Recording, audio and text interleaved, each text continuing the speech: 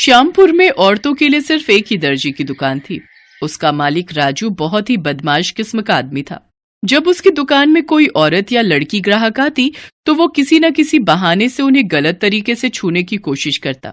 अरे क्या भाभी जी, आप जो ये सूट लेकर आई हैं ये तो थोड़ी पुरानी है ना, और आप कह रही हैं कि इसी नाप का सूट बना दो। ऐसे थोड़ी होता है। देखिए, इतने महीनों में आपकी कमर या आपका साइज कुछ तो बड़ा होगा। अगर मैं पुरानी नाप से ही ये वाली सूट बना दूंगा तो फिर फिटिंग सही नहीं होगी ना। अच्छा ठीक है, फिर ले लो नाप। महिला के इतना कहने पर ही राजू की आंखों में चमक आ जाती। अपने गले में पड़े इंच टेप से वो नाप लेने लगता है। हाँ भाभी जी, जरा सा सामने आइए। हाँ हाँ हाँ, ठीक है, जरा कमर की नाप ले लूं। उसके बाद तो वो लगभग आधे घंटे नाप लेने में ही लगा देता। और अगर कोई उससे कहता कि अरे राजू मास्टर जी, कितनी देर से नाप ले रहे हो, शाम तक नाप ही लोगे क्या? देखिए भाभी जी, मेरा नाम है राजू मास्टर। मैं अपने काम से कोई समझौता नहीं करता। हाँ, ठीक से नाप लूंगा तभी तो मस्त सूट बना पाऊंगा ना। अब उसकी इस बात पर कोई क्या ही उसे बोलता। बहरहाल औरत के जाने के बाद वो उस औरत के ख्याल में खो जाता। और क्या मस्त फिगर थी भाभी जी की। ओहो, इसके आगे तो सारी हीरोइनें फेल हैं यार। वाह ऊपर वाले, क्या किस्मत बनाई है तुमने मेरी। जरूर मैंने पिछले जन्म में कोई अच्छे कर्म किए होंगे जो आपने मुझे दर्जी बनाया। हे भगवान, बस एक ही प्रार्थना है कि अगले जन्म मोहे दर्जी ही कीजो, ताकि मैं अलग अलग और खूबसूरत औरतों के नाप ले सकूं। राजू टेलर अपने काम की आड़ में औरतों के साथ छेड़छाड़ किया करता था। अब उसका प्रोफेशन ही ऐसा था कि लोगों को ज्यादा कुछ पता नहीं लगता। श्यामपुर में ही विनीता नाम की एक रिटायर्ड टीचर अपनी बेटी सिम्मी और बेटे विकास के साथ रहा करती थी। विकास की अभी कुछ दिनों पहले ही शर्मिला नाम की लड़की से शादी हुई थी। शर्मिला बहुत ही भोली लड़की थी। एक बार की बात है, सुबह का समय था। शर्मिला माथे पर घूंघट लिए अपनी सास के पास चाय लेकर गई। ये लीजिए माँ जी, आपकी चाय अदरक वाली। ये कहकर उसने चाय अपनी सास को दी। विनीता ने चाय ले ली तो शर्मिला वहां से जाने लगी। बहू, 1 मिनट रुको, मुझे तुमसे कुछ बात करनी है। मुझसे कोई बात हो गई क्या माँ जी? अब चाय तो ठीक है ना? अरे तू इतना डरती क्यों है? मैं तेरी सास हूँ, कोई राक्षस थोड़े ही हूँ जो तुझे खा जाऊंगी। और जहाँ तक रही चाय की बात, तो वो तो मैंने अभी तक पी ही नहीं है। ये कहकर उसने चाय की प्याली उठाई और चाय पीने लगी। चाय पीते ही, वाह बहुत ही अच्छी चाय है, बिल्कुल तुम्हारी जैसी। अरे बहू, तुम खड़ी क्यों हो? तुम्हें कहा है ना मैंने बैठने के लिए, बैठो। अब जी माँ जी, कहिए आप मुझसे क्या बातें करना चाहती थी? तब शर्मिला की सास ने उससे कहा, शर्मिला बहू, तेरी शादी को लगभग 1.5 महीने हो गए। तू कब तक ये साड़ी और घूंघट में रहेगी? मैं समझी नहीं माँ जी। बहू, अब हमारी पीढ़ी की तो तुम हो नहीं कि घूंघट और साड़ी में ही हमेशा रहो। तुम आज की पीढ़ी हो, तुम सलवार सूट पहन सकती हो घर में, मैं कुछ नहीं बोलूंगी तुमको। पर माँ जी, मैं तो सलवार सूट लेकर आई ही नहीं, मुझे लगा कि शादी के बाद साड़ी में ही रहना होगा। भला ऐसा भी होता है क्या? उसके बाद विनीता ने अपनी बेटी सिम्मी को आवाज लगाई, सिम्मी, सिम्मी। सिम्मी उस समय कॉलेज जाने के लिए तैयार हो रही थी। माँ की पुकार सुनकर वो बाहर आई। हाँ मम्मी, क्या कह रही हो? कहीं जा रही हो क्या? क्या मम्मी, इस समय मैं कॉलेज जाती हूँ ना। पर आज तो संडे है ना, विनीता ने कैलेंडर की ओर देखते हुए कहा।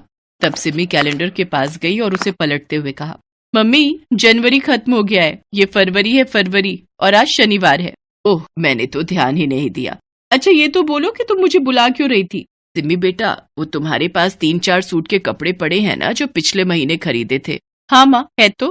सुनो ना, वो तुम भाभी को दे दो, वो उसे राजू टेलर के पास जाकर सिलवा लेगी। तुम्हारी भाभी के पास एक भी सूट नहीं है।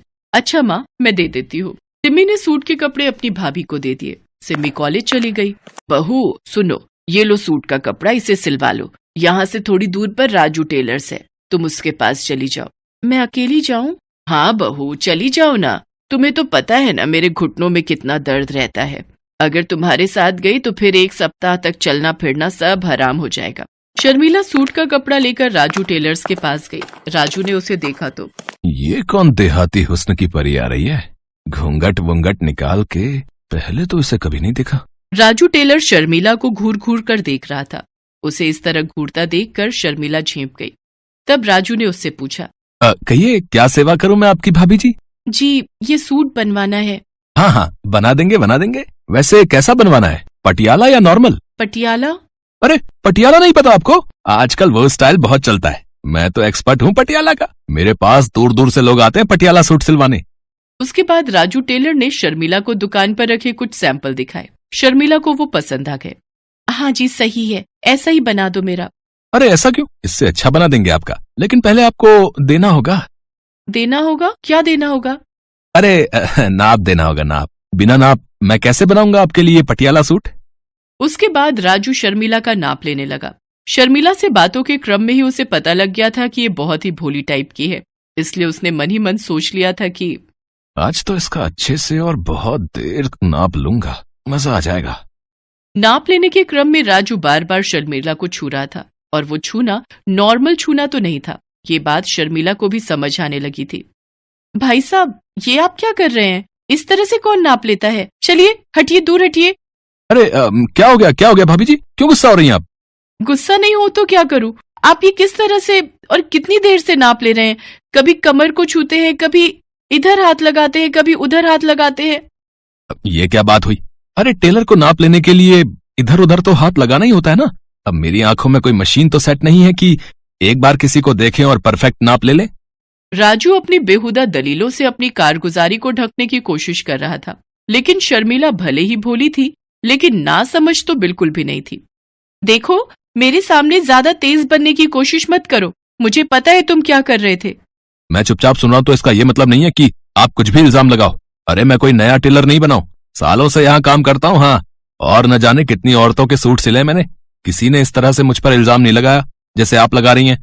अगर आपको मुझसे सूट नहीं सिलवाना तो आप जा सकती हैं, लेकिन इस तरह के बेहुदा इल्जाम तो मत लगाइए मुझ पर। मैं बीवी बच्चों वाला आदमी हूँ। शर्मिला वहां से चली तो गई, लेकिन उसने अपनी सास को सारी बातें बताई। ये तुम क्या कह रही हो बहू? हाँ माँ जी, वो बहुत ही बदमाश दर्जी है, उसने नाप लेने की आड़ में मेरे साथ बदतमीजी की। माँ जी, मुझे तो वो शक्ल से ही बदमाश लगता है। अच्छा सुनो, सिम्मी को आने दो, फिर चलते हैं तीनों मिलकर उस बदमाश दर्जी की दुकान पर। सिम्मी के आने के बाद तीनों ने मिलकर एक प्लान बनाया। इस बार सिम्मी उस दर्जी की दुकान पर गई और सूट सिलवाने की बात कही। अपनी आदत से मजबूर राजू टेलर बेशर्मी के साथ सिम्मी की नाप लेने लगा, लेकिन इस बार उसकी सारी हरकत दूर छिपी उसकी भाभी ने रिकॉर्ड कर ली। फिर उन्होंने पुलिस को फोन कर वहां बुला लिया। थोड़ी देर में पुलिस वहां पहुंच गई। पुलिस को देखकर राजू टेलर के चेहरे का रंग उड़ गया। क्यों रे, तू ही है ना राजू टेलर? जी मैडम, मैं ही हूँ। कोई बात हो गई है क्या? उसके इस बात पर इंस्पेक्टर शशिकला ने उसे एक जोरदार तमाचा मारा और विनीता और शर्मिला द्वारा रिकॉर्ड किया वीडियो दिखाया। बेशर्म, यही करता है तू दुकान में अपनी? औरतों को क्या समझ रखा है तूने? चल तू थाने चल, इतने डंडे तुझे मारूंगी, इतने डंडे तुझे मारूंगी कि तेरी सारी बेशर्मी निकल जाएगी। इंस्पेक्टर शशिकला ने राजू टेलर को जेल भेज दिया। उस पर मुकदमा चला और उसे 5 साल की सजा हुई। विनीता की बहू शर्मिला भले ही भोली थी, लेकिन उसने गलत के खिलाफ आवाज उठाई। वो चुप नहीं रही। दोस्तों, आप सभी भी गलत के खिलाफ आवाज उठाइए, गलत से लड़िए, चुप नहीं बैठिए। आधी रात का समय था। पूरा गांव अंधेरे की आगोश में था, लेकिन माहेश्वरी देवी के घर से हल्की रोशनी आ रही थी। ऐसा लग रहा था कि उनके यहाँ लोग जागे हुए हैं। माहेश्वरी देवी की बड़ी बहू रागिनी के कमरे से खुसुर फुसुर की आवाज आ रही थी। तुमने आज भी देर कर दी आने में, जाओ मैं तुमसे बात नहीं करती। अरे ऐसा मत करो मेरी जान, बात बंद कर दोगी तो तुम्हारा ये आशिक जिएगा कैसे? तुम्हें सिर्फ अपनी फिक्र है दिलीप, मेरी नहीं। कभी मेरी जगह पर खुद कर रख कर देखो तो पता चल जाएगा तुम्हें। अरे हम तुम अलग कहाँ हैं, हम दोनों तो एक ही है ना, 2 जिस्म लेकिन एक जान। ये कहकर दिलीप ने रागिनी को अपनी बाहों में भर लिया। बहुत तड़पाते हो तुम दिलीप। तुमसे कम रागिनी। उसके बाद दोनों एक दूसरे में खो गए। कुछ घंटे बाद की बात है। माहेश्वरी देवी की छोटी बहू दीपा भी उस समय जाग रही थी, और उसके कमरे में भी दिलीप नाम का वही शख्स चुपचाप खड़ा था जो कुछ देर पहले रागिनी के साथ था। उसे देखते ही दीपा भी गुस्सा हो रही थी। मिल गई फुर्सत तुम्हें? घड़ी देख रहे हो कितने बज रहे हैं? अब तो सुबह होने वाली है। तुम कहो तो सूरज से कह दूं कि आज थोड़ी देर बाद निकले। बस तुम्हें बातें बनाना ही आता है। एक दिन कोई पकड़ लेगा ना हम दोनों को, तो फिर सारी आशिकी धरी की धरी रह जाएगी। अरे ऐसे कैसे पकड़ लेगा? और अगर पकड़ लेगा तो तब की तब देखी जाएगी। दिलीप, तुम मुझसे प्यार तो करते हो ना? अरे तुम्हें कोई शक है क्या? शक नहीं है, लेकिन तुम मुझे यहाँ से लेकर भाग क्यों नहीं जाते? कब तक हम दोनों इस तरह छिप छिप कर मिलते रहेंगे दिलीप? अरे दीपा मेरी जान, मैं पूरी सेटिंग में लगा हूं, थोड़ा समय लगेगा अभी, कुछ दिन और इंतजार करना, फिर तो हर दिन हम दोनों ऐश करेंगे बिना किसी की परवाह किए। माहेश्वरी देवी जिस कमरे में सोई हुई थी, अचानक उनके कमरे के बाहर एक कुत्ता जोर जोर से भौंकने लगा। फिर कुछ देर बाद वो रोने लगा। कुत्ते के रोने की आवाज से माहेश्वरी देवी की नींद खुल गई। ओह, इसे क्या हुआ? ये इस तरह क्यों रोने लगा? माहेश्वरी देवी को प्यास लगी थी। वो बिस्तर पर बैठे बैठे ही अपनी बहू को आवाज देने लगी। रागिनी, दीपा, बहू, बहू। रागिनी तो गहरी नींद में थी, तो उसे अपनी सास की आवाज सुनाई नहीं थी, लेकिन छोटी बहू दीपा दिलीप के साथ आनंद के उस सागर में गोते लगा रही थी, जहां वे दोनों सिर्फ एक दूसरे के दिल की धड़कन और तेज चलती हुई सांसों की आवाज ही सुन सकते थे।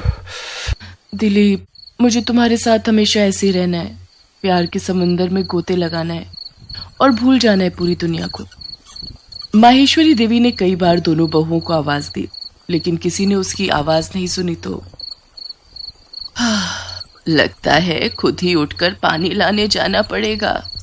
माहेश्वरी देवी को दिखाई नहीं देता था, लेकिन उन्हें अंदाजा तो था ही कि कैसे अपने कमरे से बाहर निकलकर रसोई की तरफ जाना है। वो अंदाजे से ही कमरे से धीरे धीरे कर बाहर निकली। जैसे ही वो छोटी बहू के कमरे के पास पहुंची, उसे खुसुर फुसुर की आवाज सुनाई दी। अरे, बहू के कमरे में कोई है क्या? वो किससे बात कर रही है? माहेश्वरी देवी उसके दरवाजे को खटखटाने लगी। बहू, बहू, छोटी बहू। अचानक दीपा का ध्यान अपनी सास की आवाज पर गया और उस आवाज को सुनकर उसका दिल जोर जोर से धड़कने लगा। अरे, ये अंधी बुढ़िया कब जग गई? दिलीप, तुम चुपचाप रहना, मैं संभालती हूँ मोर्चा। मैं बुढ़िया से बातें करूंगी, तुम पीछे से निकल जाना। वो तो अंधी है, उसे कुछ पता नहीं चलेगा। दीपा ने दरवाजा खोला और दिलीप पीछे से निकल गया। क्या हुआ माँ जी, आप दरवाजा क्यों पीट रही हैं? तुम्हारे कमरे में कोई है क्या दीपा? तुम किससे बातें कर रही हो? मैं और बातें? क्या माँ जी, आप ये क्या कह रही हैं? मैं तो अकेली हूं अपने कमरे में, मैं भला किससे बातें करूंगी? लगता है आपने कोई सपना देखा है। सपना? सपना तो नहीं था।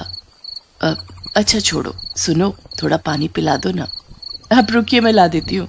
लेकिन कितनी बार आपको कहा है कि आपको कोई जरूरत हो तो आप मुझे आवाज दे दिया करिए। दिया तो था बहू, पर तुमने सुना नहीं, इसलिए मुझे खुद से आना पड़ा। माहेश्वरी देवी के दो बेटे रमेश और निरंजन विदेश में नौकरी करते थे। साल में 1 या 2 बार ही उनका आना होता था। माहेश्वरी देवी की दोनों बहुएं पिछले 2 साल से अपने पति और सास को धोखा दे रहे थे। उन दोनों का संबंध दिलीप नाम के आदमी से था, लेकिन अपने पति और सास को धोखा देने वाली रागिनी और दीपा को पता नहीं था कि दिलीप भी इन लोगों को धोखा दे रहा था, क्योंकि दिलीप दोनों बहुओं से ही छिप छिप कर मिलता था और उन दोनों में से किसी को इसके बारे में पता नहीं था। इसे कहते हैं 5 उंगलियां घी में और सर कढ़ाई में। रागिनी और दीपा के मजे भी ले रहा हूं, और जब जरूरत होती है उनसे पैसे भी ले लेता हूं। बस अपनी ये जिंदगी ऐसे ही चलती रहे और वो दोनों सपने देखती रहे कि मैं उन्हें लेकर भाग जाऊंगा और शादी करूंगा। माहेश्वरी देवी को उस दिन दीपा ने बहला तो दिया था, लेकिन उनका मन नहीं मान रहा था। अब वो बेचारी देख तो सकती नहीं थी, लेकिन वो कहते हैं ना, जो देख नहीं सकते उनके पास मन की आंखें होती हैं, और मन की आंखें साधारण आंखों से कई गुना ज्यादा देख सकती हैं। कुछ तो गड़बड़ है, लेकिन क्या, ये मैं समझ नहीं पा रही हूं। बहू ने उस दिन झूठ बोला, ये तो पक्का है। उस दिन के बाद माहेश्वरी देवी रात को और ज्यादा अलर्ट रहती और हर दिन उसे लगता कि रात को उस घर में कोई आता जरूर है। मुझे ऐसा सोचना तो नहीं चाहिए, लेकिन लगता है कि मेरी छोटी बहू किसी गलत राह पर है। एक रात की बात है, दिलीप दीपा के साथ उसके कमरे में था। माहेश्वरी देवी की आंखों में नींद नहीं थी। वो चुपके से उठी और दीपा के कमरे की ओर बढ़ चली। उसने दीपा के दरवाजे पर कान लगाया तो उसे फिर से किसी पुरुष की आवाज उसके कमरे से आई। मेरा शक बिल्कुल सही था, जरूर कोई गैर पुरुष मेरे घर में है। माहेश्वरी ने जोर जोर से दरवाजा पीटना शुरू कर दिया। इस बार दरवाजा पीटने के कारण बड़ी बहू रागिनी की भी नींद खुल गई। इधर इसकी छोटी बहू सास द्वारा इस तरह दरवाजा पीटे जाने पर आग बबूला हो रही थी। ये अंधी बुढ़िया पागल हो गई है क्या? कहीं इसके इस तरह दरवाजा पीटने से रागिनी दीदी की नींद ना खुल जाए। अगर उसकी नींद खुल गई तो फिर लेने के देने पड़ जाएंगे। दिलीप, मैं जल्दी से दरवाजा खोलती हूँ, तुम पीछे से निकल जाना, मेरी अंधी सास को कुछ पता नहीं चलेगा। दीपा ने दरवाजा खोला और दिलीप को भागने का इशारा किया, लेकिन माहेश्वरी को पता लग गया कि कोई भाग रहा है। उसने उसका कॉलर पकड़ लिया और जोर जोर से चीखने लगी। बहू, बहू, देखो देखो, ये कोई आदमी तुम्हारे कमरे से निकलकर भागने की कोशिश कर रहा है। पकड़ो, इसे पकड़ो। दिलीप अपने गिरेबान छुड़ाने की कोशिश तो पूरी कर रहा था, लेकिन माहेश्वरी ने कस के उसका गिरेबान पकड़ रखा था। इतनी देर में अपनी सास की आवाज सुनकर रागिनी भी बाहर आ गई, और जब उसने देखा कि उसकी सास ने दिलीप का गिरेबान पकड़ रखा है तो उसके दिल की धड़कन तेज हो गई। माँ जी, ये कौन है? ये तो छोटी बहू ही बताएगी। ये आदमी हर रोज इससे मिलने आता है। नहीं नहीं नहीं दीदी, मैं इस आदमी को तो जानती भी नहीं, मैं तो इसे पहली बार देख रही हूँ। वे बातों में उलझे हुए थे कि तभी दिलीप ने भागने की कोशिश की, लेकिन इस बार रागिनी ने उसका गिरेबान पकड़ लिया। दिलीप, क्या कर रहा था तू दीपा के कमरे में? बोल बोल, क्या कर रहा था? ये उसी से पूछ लो क्या कर रहा था, और उससे क्या तो खुद से पूछ ले। जो तेरे साथ करता हूँ वही इसके साथ भी करता हूँ। ये बात सुनकर दीपा का भी माथा ठनका। रागिनी और दीपा को समझ आ गया था कि दिलीप नाम का यह आदमी उन दोनों का गलत फायदा वैसे ही उठा रहा है जैसा फायदा वे दोनों अपनी अंधी सास का उठा रहे हैं। क्या तुम दोनों बहुएं इसे जानती हो? ये क्या कह रहा है? लेकिन दोनों बहुओं ने अपनी सास की बातों का कोई जवाब नहीं दिया, उल्टा दिलीप की जमकर पिटाई कर दी। अरे क्यों मार रही है मुझे? छोड़ो, तुम दोनों ही तो मुझे बुलाती थी तो मैं आता था। अब सती सावित्री बनने का ढोंग कर रही हो। इस अंधी बुढ़िया का फायदा तुम दोनों उठा रहे थे, तो ये पिटाई तुम्हें भी तो मिलनी चाहिए, सिर्फ मुझे क्यों? दिलीप ने माहेश्वरी के सामने दोनों को खूब भला बुरा कहा, जिसे सुनकर माहेश्वरी ने एक थप्पड़ उसे खींचकर मारा। चुप चुप रह और अपनी बकवास बंद कर और कान खोल कर सुन। अगर और एक शब्द भी तुमने मेरी बहुओं के लिए बुरा बोला तो तुझे यहीं मारकर पीछे गाड़ देंगे। वो मेरी बहुएं हैं, मेरे परिवार का सम्मान है, इज्जत है मेरे परिवार की। वो कोई बाजारू औरत नहीं जो तुम उन्हें कुछ भी बोलो। सुन, यहाँ से जितनी जल्दी हो सके निकल जा, नहीं तो पुलिस को बुलाकर चोरी का मुकदमा दर्ज कराऊंगी। दिलीप वहां से भाग खड़ा हुआ। माहेश्वरी देवी सारा सच जान चुकी थी, फिर भी दोनों बहुओं की तरफदारी कर रही थी। इसे देख दोनों बहुओं को अपनी गलती का एहसास हो गया। हमें माफ कर दीजिए माँ जी, हम भटक गए थे। हाँ माँ जी, हमसे भारी भूल हो गई थी।